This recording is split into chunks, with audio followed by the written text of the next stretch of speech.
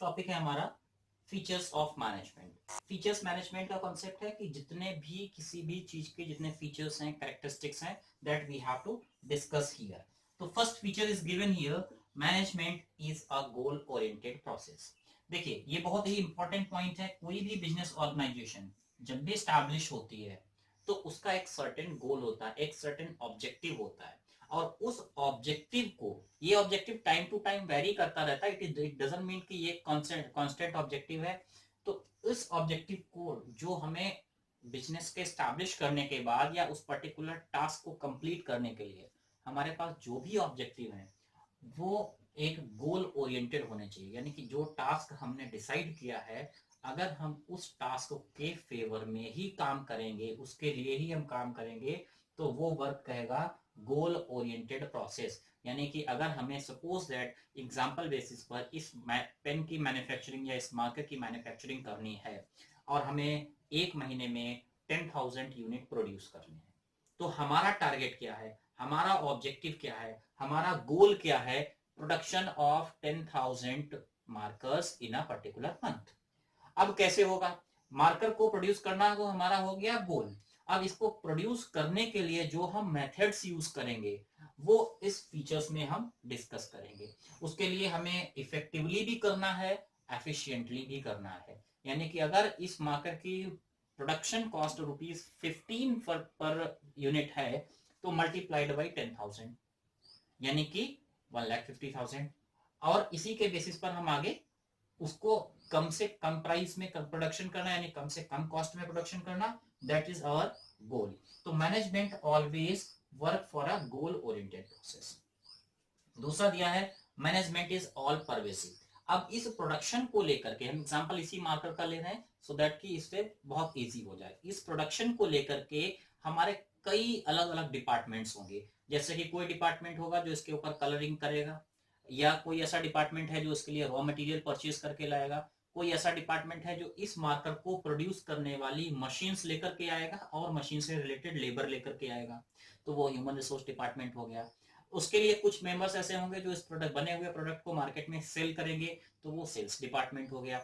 और उन सभी डिपार्टमेंट्स में चाहे वो प्रोडक्शन हो, मैन्युफैक्चरिंग हो, या ऑपरेशनल डिपार्टमेंट हो, या उस तरीके की किसी भी टाइप की एक्टिविटीज हो, you can say like human resource हो, किसी भी तरीके का फाइनेंस का अरेंजमेंट हो, तो ये जितनी भी एक्टिविटीज हैं these all are known as everywhere management is available. और इस टर्म्स में हम कह सकते हैं कि मैनेजमेंट इज ऑल परवेसिव।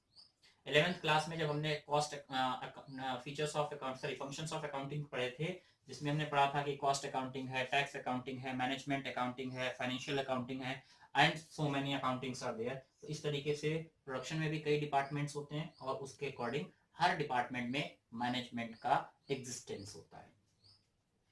अगली बात करेंगे point number 3, management is multi dimensional. Multi dimensional की बात करते हैं तो इसमें तीन मल्टी डायमेंशनल के केसेस में तीन डायमेंशंस निकल के आती हैं। पहला है मैनेजमेंट ऑफ वर्क, यानी कि क्या वर्क करना है, what to be produce, we have to decide and we have to manage. Second thing is management of people. Management of people का कॉन्सेप्ट है टू मैनेज द ग्रुप्स। यहां पर हमने जो ऑर्गेनाइज ग्रुप बनाए थे, इन ग्रुप्स को मैनेज करना is known as management of people. And third one is management of operation. Operation के कॉन्सेप्ट में जितना भी काम हम करेंगे उसकी daily activities, per unit cost, per day की प्रोडक्शन, और उसको कैसे ऑप्टिमम किया जा सकता है विद इफेक्टिवली एंड एफिशिएंटली, तो that is known as management of operation. उस चीज को मैनेज करना हमारा मैनेजमेंट ऑफ ऑपरेशन है। पॉइंट नंबर 3 कंप्लीट हुआ। पॉइंट नंबर 4 की बात करेंगे, मैनेजमेंट इज कंटिन्यूअस प्रोसेस। देखिए मैनेजमेंट कभी भी एक बार कर लिया खत्म हो गया, ऐसा कोई केस नहीं है। मैनेजमेंट का कॉन्सेप्ट है कि आप जो भी प्रोसेस कर रहे हो वो लॉन्ग पीरियड तक होना चाहिए। लॉन्ग पीरियड का मतलब है जैसे कि हम पढ़ते थे कंसिस्टेंसी कॉन्सेप्ट, या हम पढ़ते थे एक ऐसा कॉन्सेप्ट जिसके थ्रू बिजनेस कंटिन्यूअस प्रोसेस में वर्क करेगा लॉन्ग पीरियड ऑफ टाइम। एक प्रोजेक्ट खत्म हुआ, दूसरा प्रोजेक्ट आया, एक प्रोडक्शन खत्म हुई, दूसरी प्रोडक्शन आई, एक वर्क खत्म हुआ, दूसरा वर्क आया, और इसी तरीके से जैसे जैसे बिजनेस सर्वाइव करता है उसी तरीके से मैनेजमेंट सर्वाइव करता है, और उसी तरीके से मैनेजमेंट आगे कंटिन्यूअसली प्रोसेस के टर्म्स में प्रोसीड्स होता है। आप नेक्स्ट पॉइंट पे बात करेंगे, that is known as management is a group activity. हमने यहाँ पे भी डिस्कस किया था कि ये फॉर्मली ऑर्गेनाइज्ड ग्रुप्स हैं और ये कोई भी इंडिविजुअल कंप्लीट नहीं कर सकता। तो इस कॉन्सेप्ट में बात करेंगे कि मैनेजमेंट कभी भी अकेले नहीं होता है। मैनेजमेंट जब भी वर्क करता है एक ग्रुप में करता है, एक ग्रुप की टीम के साथ में वर्क करता है और उन टीम के मेंबर्स को मैनेज करना ही मैनेजरियल एक्टिविटीज कहलाती है। Next point, management is an dynamic function.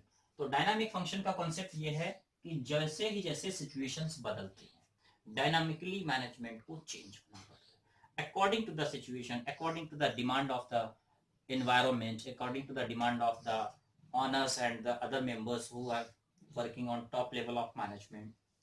तो हमें उसके अकॉर्डिंग, अगर हमारे पास सपोज दैट प्रोडक्शन कैपेसिटी हमने बताया कि 10,000 यूनिट पर मंथ की है, मार्केट में हमारे पास डिमांड ज़्यादा आ जाती है और हमें एक मंथ में 20,000 की प्रोडक्शन करनी है, तो हम क्या करेंगे? हम डायनामिकली सोचेंगे कि उसके अकॉर्डिंग हमें एक्स्ट्रा लेबर हायर करना है, एक्स्ट्रा मशीनरी लानी है। भले मशीनरी हम परचेज करें या हम रेंट पर लें या हम उसके लिए कोई और अदर सॉल्यूशन लें, जॉब वर्क के टर्म्स में वो चीज़ हम किसी दूसरे को हैंड ओवर कर दें, and so many things we have to think like that. अगर वो चीज़ें हमें लॉन्ग टाइम तक यूज करनी है देन वी कैन हायर और we can purchase that things. तो एक डायनामिक फंक्शन है, according to the situation we have to adopt it. And the last one is management as an intangible force. यानी कि management होता तो है but दिखता नहीं है। It is an intangible force as like a software is in computer works permanently 24/7 until the system is on, but that is not visible। the same, जब तक बिजनेस ओपन रहेगा, जब तक बिजनेस वर्क करेगा, management वहां पर visible है but management कहीं पर दिखता नहीं है। It is intangible force which presents into the business organization but does not visible। These are the functions, sorry, features of this। Now the next topic is objectives of the management। Yes, now we are discussing the next topic known as objectives of management। देखिए, management objectives can be defined in three different terms। First is known as organizational objectives। In this objective we are just thinking the survival, the profit and the growth of that particular organization। In this, suppose that if a person has started a business, that organizational objective of that business, that first he has to survive in that market, he have to exist in the market for long period of time। Second, that business must be earned, because until unless the business will survive and will not earn, that person will not be able to justify his capital, justify his efforts and their time। Then after that, if the business is surviving in the market, if the business is earning profit, then the business must be grow। It may be the immediate growth or it can be a later on growth, but a slowly growth is required। So based on that, management's major objective of any business, that first he has to survive, then he has to earn profit, and then management will grow that business into the respective time period। That is known as the organizational objective। Second objective is known as social objective। In social objective we can say management always think about the society, because every business, कोई भी business है, वो business या तो market में exist करेगा कब, जब उसे सोसाइटी के एम्प्लॉयज मिलेंगे, उसे सोसाइटी से मिलने वाले रिसोर्सेज होंगे जैसे कि land, water, air and other substances which is useful for the survival of business. And उसके बाद वो सोसाइटी में जो प्रोड्यूस करेगा या जो सर्विसेज वो प्रोड्यूस कर रहा है उसका कंजम्पशन डायरेक्टली और इनडायरेक्टली सोसाइटी मेंबर्स ही करेंगे। तो सेकेंड थिंग इज दैट कि अगर सोसाइटी अपग्रेडेड होगी, अगर सोसाइटी डेवलप करेगी, अगर सोसाइटी में बेनिफिट्स होंगे, तो इस तरीके से मैनेजमेंट का ये ऑब्जेक्टिव भी है कि वो अपने सोशल ऑब्जेक्टिव्स पर भी फोकस करे। सोशल ऑब्जेक्टिव्स में आएगा जैसे कि जनरेशन ऑफ एम्प्लॉयमेंट हो गया, providing good quality products at reasonable price हो गया, कंज्यूमर्स की नीड को आइडेंटिफाई करना है, किसी तरीके के प्रोडक्ट जो प्रोड्यूस कर रहे हैं उन प्रोडक्ट को लेकर के वो अगर कोई प्रॉब्लम्स आ रही है तो कंज्यूमर्स की प्रॉब्लम को उसे एनालाइज करना है, समझना है और उसके बेसिस पर उसको सॉल्यूशन प्रोवाइड करना है। कस्टमर की या कंज्यूमर की जैसी डिमांड्स है उसके बेसिस पर ही उसको आगे बिजनेस सरवाइव करना है। उसके बाद थर्ड पॉइंट है आपका पर्सनल ऑब्जेक्टिव। देखिए personal objective management himself as well as its employees. तो इसके केसेस में क्या है कि पर्सनल ऑब्जेक्टिव में आएगा किसी भी पर्सन को मिलने वाली salary, remuneration, perks and other things which can help to their employees and managers himself are known as personal objective, जिसमें लोगों के अपने स्टेटस, अपनी वैल्यूज, अपना प्रमोशन, अपनी सोशल वैल्यूज और उसके साथ में अपनी फाइनेंशियल बेनिफिट्स को भी माइंड करना होता है। So these are three basic simple objectives of any management. अगर क्वेश्चन रेज होता है, लास्ट टाइम एग्जाम्स में भी आया था कि what are the basic objectives और what are the major objectives of a management, तो उसमें लिखना था organisational objective, social objective and personal objective, and then you have to elaborate these things according to the appropriate words. Now the next point is there in the same chapter, that is known as management importance or importance of management. Why management is important for any business enterprise? तो पहले ये हम 5 points को discuss करेंगे। पहला है कि management से हमें बेनिफिट क्या मिलते हैं, और जो बेनिफिट मिलते हैं इसी बेनिफिट्स के बेसिस पर किसी भी ऑर्गेनाइजेशन में मैनेजमेंट सरवाइव करता है, मैनेजमेंट एग्जिस्ट करता है। तो कौन कौन से बेनिफिट्स हैं? पहला बेनिफिट है it helps in achieving the group गोल। जो भी हमने अपना ग्रुप बनाया था, इससे पहले हमने डेफिनेशन में डिस्कस किया था कि ये ग्रुप एक्टिविटी है, एक टास्क डिसाइड होता है जिसमें टीम मेंबर्स वर्क करते हैं एज ए ग्रुप एक्टिविटी और उसको परफॉर्म करके उस ऑब्जेक्टिव को अचीव करते हैं। तो यहाँ पर भी है it helps in achieving group goals. जो गोल हमने प्लान किया है उसको अचीव करने में ये हमारी हेल्प करता है।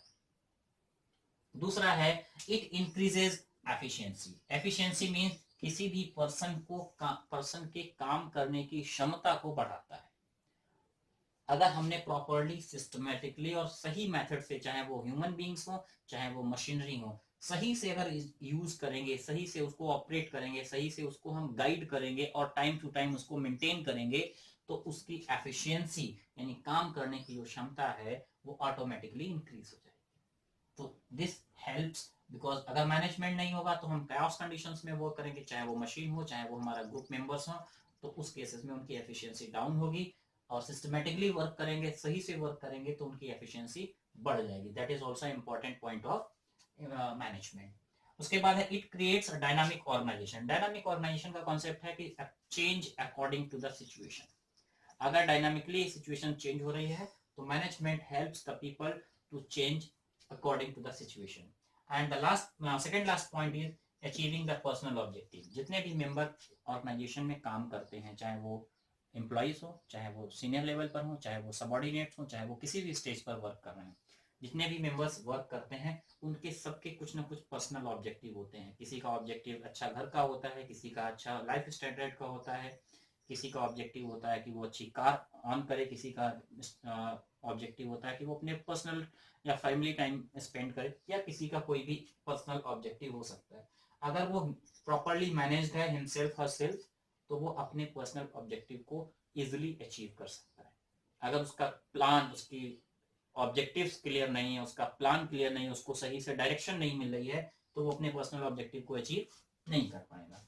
उसके बाद नेक्स्ट है आपका it helps in development of society. जब भी कोई बिजनेस मार्केट में एग्जिस्ट करता है, प्रॉफिटेबल होता है और सर्वाइवल करता है लॉन्ग पीरियड ऑफ टाइम के लिए, तो उस केसेस में उसमें एक बेनिफिट होता है जो सोसाइटी के स्टैंडर्ड ऑफ लिविंग को इंक्रीज कर रहा है।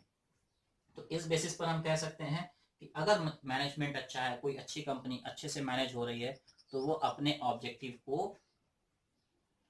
के बेसिस पर सोसाइटी का डेवलपमेंट कर सकती है। क्लियर? आगे का हम टॉपिक डिस्कस करेंगे। Just the next topic will be there management nature. तो मैनेजमेंट नेचर अभी जस्ट डिस्कस कर रहे हैं, इसके बाद में